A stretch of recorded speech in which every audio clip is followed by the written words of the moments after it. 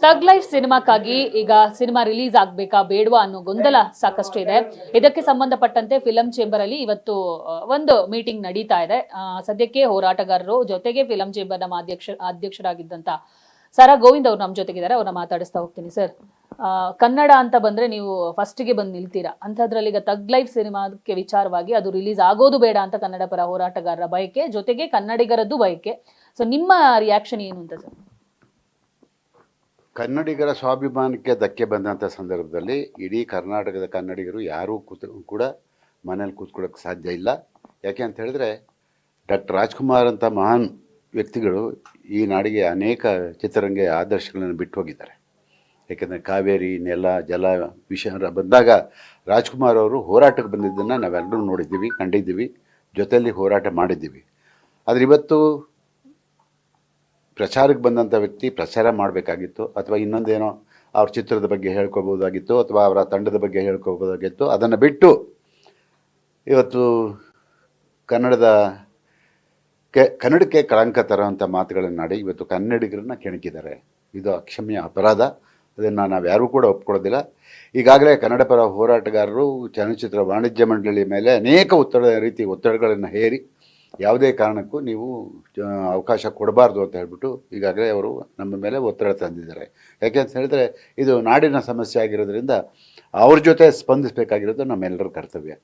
ಖಂಡಿತವಾಗಿ ಕಮಲ್ ಹಾಸನ್ ಅವರು ಬೇಷರತ್ತಾಗಿ ಕ್ಷಮೆ ಕೇಳೋವರೆಗೂ ಚಿತ್ರ ಬಿಡುಗಡೆಗೆ ಅವಕಾಶ ಕೊಡೋದಿಲ್ಲ. ಇದು ಕನ್ನಡಿಗರ ನಿರ್ಧಾರ. ಅವ್ರ ಜೊತೆ ನಾವಿರಲೇಬೇಕಾಗುತ್ತೆ. ಸರ್, ಇವಾಗ ಕಮಲ್ ಹಾಸನ್ ಅವರು ಕ್ಷಮೆ ಕೇಳಬೇಕಾದ್ರೆ ಯಾವತ್ತೂ ಕೇಳ್ತಾ ಇದ್ರು ಸರ್. ಇಷ್ಟು ದಿನ ತಗೋತಾ ಇರಲಿಲ್ಲ. ಇಷ್ಟೆಲ್ಲ ಡೆವಲಪ್ಮೆಂಟ್ ಅವರ ಗಮನಕ್ಕೂ ಬಂದಿರುತ್ತೆ. ಅವರಿಗೆ ಮನಸ್ಸಿಲ್ಲ ಅನ್ಸುತ್ತೆ ಕ್ಷಮೆ ಕೇಳಕ್ಕೆ. ಇಲ್ಲ, ಮನಸ್ಸಿಲ್ಲ ಅಲ್ಲ.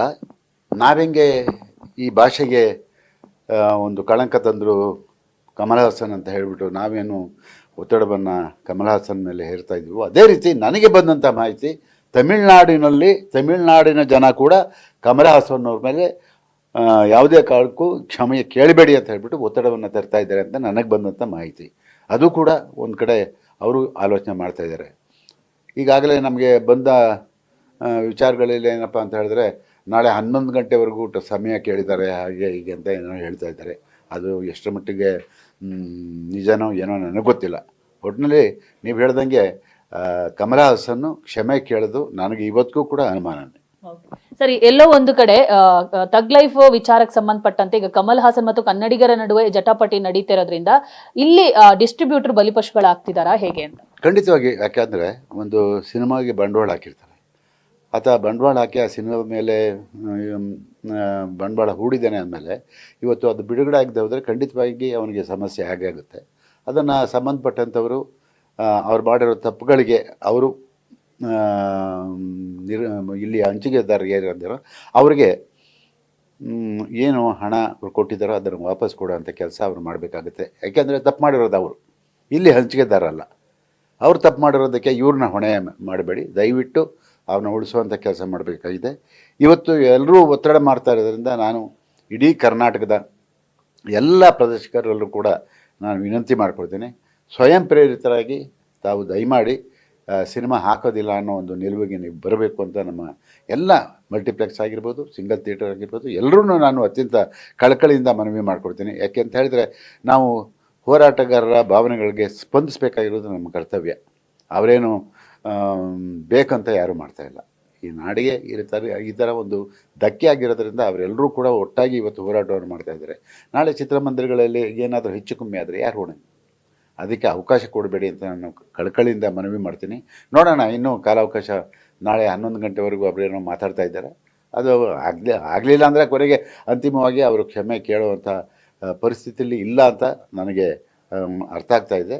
ನೋಡೋಣ ಯಾವ ತೀರ್ಮಾನಕ್ಕೆ ಬರ್ತಾರೆ ಅಂತ ಹೇಳ್ಬಿಟ್ಟು. ಸರ್, ಇವತ್ತು ಎಲ್ಲಾದರೂ ಕ್ಷಮೆ ಕೇಳದೆ ನೀವು ಒಪ್ಕೊಂಡ್ರೆ ಮುಂದೆ ಇದು ಎಲ್ರಿಗೂ ಇದನ್ನೇ ಪಾಲಿಸ್ಕೊಂಡು ಬರಬಹುದು ಪರಭಾಷಿಗರು ಅಂತ ಅನ್ನಿಸ್ತಿದೆ. ಇಲ್ಲ, ಅದಕ್ಕೆ ಅವಕಾಶನೇ ಇಲ್ಲ. ಖಂಡಿತ ಅವಕಾಶ ಇಲ್ಲ. ಅವರು ಮಾಡಿರೋ ತಪ್ಪು ಕ್ಷಮೆ ಕೇಳಲೇಬೇಕು.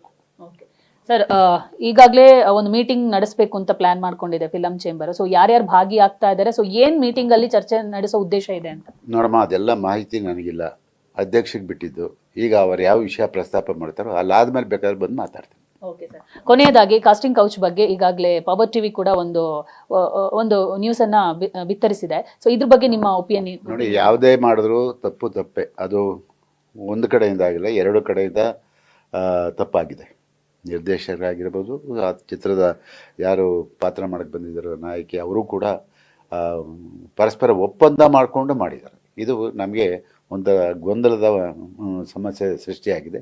ನೋಡೋಣ, ಅದನ್ನು ಸರಿಪಡಿಸುವಂಥ ಕೆಲಸ ಸಂಬಂಧಪಟ್ಟವರು, ಅವರ ತಂದೆ ತಾಯಿಗಳಿದ್ದಾರೆ, ಅವರ ಸಂಬಂಧಿಕರಿದ್ದಾರೆ, ಅವ್ರು ಯಾರಾದರೂ ಬಂದು ಈ ರೀತಿ ಒತ್ತಡವನ್ನು ಹೇರಿ ನಮ್ಮ ಮಕ್ಕಳಿಗೆ ಈ ಥರ ತೊಂದರೆ ಆಗಿದೆ ಅಂತ ಹೇಳಿದ್ರೆ ಅದಕ್ಕೆ ಬೇಕಾದರೆ ನಾವಿಲ್ಲಿ ಸಭೆ ಕರೆದು ಅವ್ರನ್ನ ಸಂಬಂಧಪಟ್ಟಂಥವ್ರನ್ನ ಕರೆದು ಮಾತಾಡಿ ಅದೇನು ಮಾಡಬೇಕು ಮುಂದಿನ ದಿನಗಳಲ್ಲಿ ಅದಕ್ಕೂ ಕೂಡ ಒಂದು ತೀರ್ಮಾನಕ್ಕೆ ಬರಬೇಕಾಗುತ್ತೆ. ಯಾರು ಮಾಡಿರೋದು ತಪ್ಪೆ. ನೋಡಿದ್ರಲ್ಲ ವೀಕ್ಷಕರೇ, ಇದು ಸಾರಾ ಗೋವಿಂದ್ ಅವರ ಮಾತಾಗಿತ್ತು. ಕ್ಯಾಮರಾ ಪರ್ಸನ್ ಸಂದೇಶ್ ಜೊತೆ ದೀಪಿಕಾ, ಪವರ್ ಟಿವಿ, ಬೆಂಗಳೂರು.